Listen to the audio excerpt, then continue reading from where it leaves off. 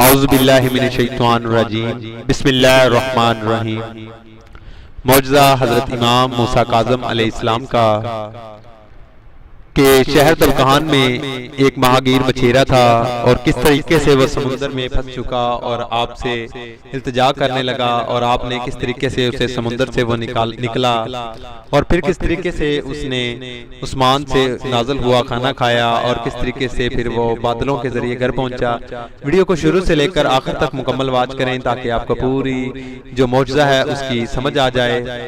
اور گزارش ایک اور ہے ان ویور سے جو چینل پر نئے ہیں کہ ویڈیو کے نیچے جو لال رنگ کا بٹن ہے وہاں سے چینل کو سبسکرائب کر لیں اور ساتھ بیل آئیکن پہ کلک کر لیں تاکہ اس طرح کی لیٹسٹ ویڈیو آپ تک بڑی آسانی کے ساتھ پہنچ سکے، اور ویڈیو کو لائک اور شیئر ضرور کریں تاکہ معلومات ان لوگوں تک بھی پہنچ سکے جنہیں ابھی کسی قسم کی معلومات نہیں ہے۔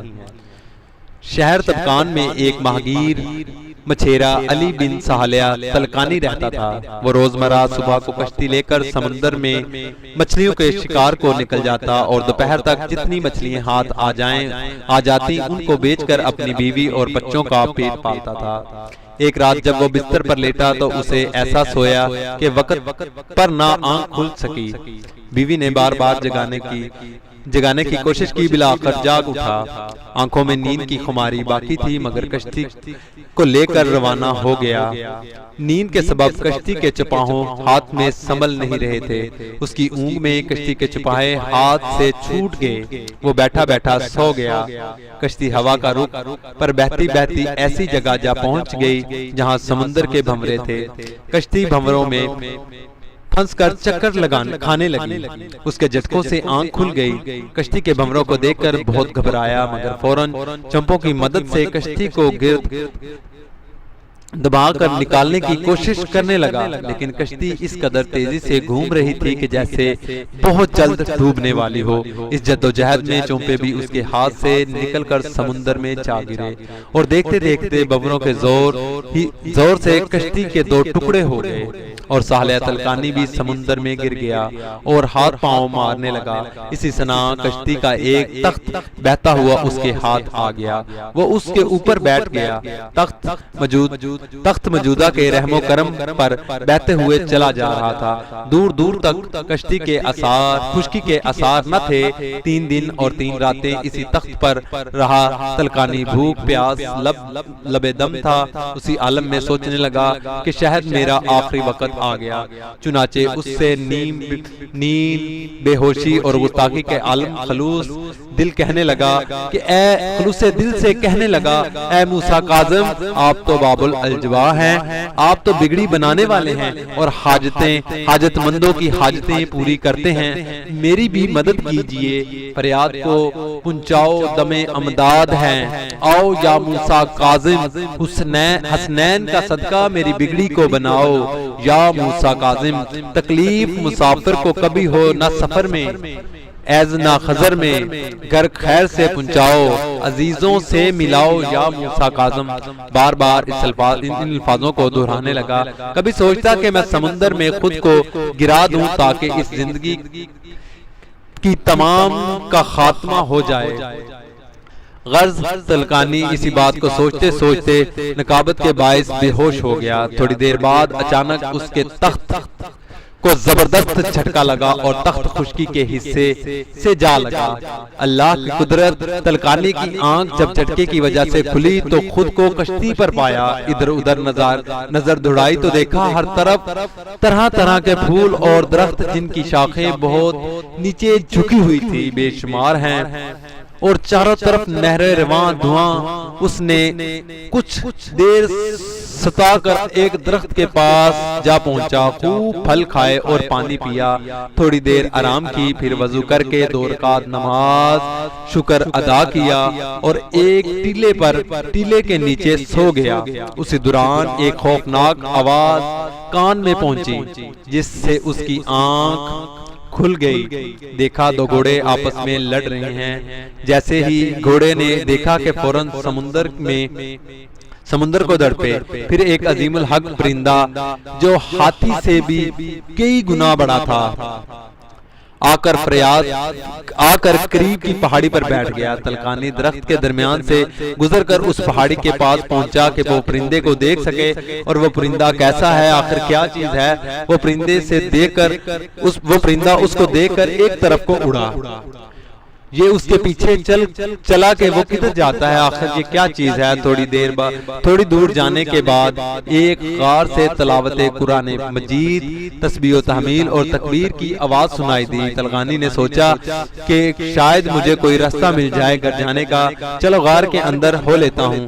جب قریب پہنچا تو غار سے پھر آواز آئی، اے علی بن سہالے تلقانی، خدا تم پر رحم کرے، غار کے اندر آ جاؤ۔ اللہ کی قدرت۔ جب تلقانی غار کے اندر گیا، دیکھا ایک نورانی چہرہ خدر پوش تشریف فرما ہے۔ انہوں نے جھک کر سلام کیا، ادھر سے سلام کا جواب ساتھ ہی اور ادھر سے سلام کا جواب ملا، ساتھ ہی یہ بھی فرمایا، اے علی بن صالح تم مدان کنزی ہو، یعنی تم بھوکے پیاسے ہو اور خوف کے امتحان میں کامیاب ہوئے۔ اللہ تعالیٰ نے تم پر رحم کیا، تمہیں نجات دی اور پاکیزہ پانی پلایا۔ میں اس وقت سے واقف ہوں جب تم کشتی پر سوار تھے اور سمندر میں تمہاری کشتی ٹوٹ گئی تھی۔ کافی دیر تک موجوں سے تڑپ کھا رہے تھے۔ تم نے اپنے آپ کو سمندر میں گرنے کا ارادہ کیا تھا، اگر ایسا کر دیتے تو ہلاک ہو گئے ہوتے۔ تم نے بڑی مصیبت اٹھائی، میں اس وقت کو بھی جانتا ہوں جب تم نے نجات پائی۔ اور دو اہم چیزیں دیکھیں۔ تلقانی نے جب اس بزرگ شخصیت کی بات سنی تو پھر اس طرح مخاطب ہوا، میں آپ کو اہل رسول اور اہم طاہرین علیہ السلام کا واسطہ دے کر پوچھتا ہوں، آپ کون ہیں اور آپ کا اسم گرامی کیا ہے، نیز میرے حالات آپ کو کس طرح معلوم ہوئے۔ آپ نے فرمایا، اے علی بن صالح، میں زمین پر اللہ کی حجت ہوں اور میرا نام موسیٰ بن جعفر ہے۔ پھر آپ نے فرمایا کہ تم بھوکے ہو۔ میں نے عرض کیا، جی ہاں۔ یہ سن کر آپ نے اپنے لبوں کو حرکت دی اور ایک خوان نعمت اور رمال سے ڈھکا ہوا حاضر ہو گیا۔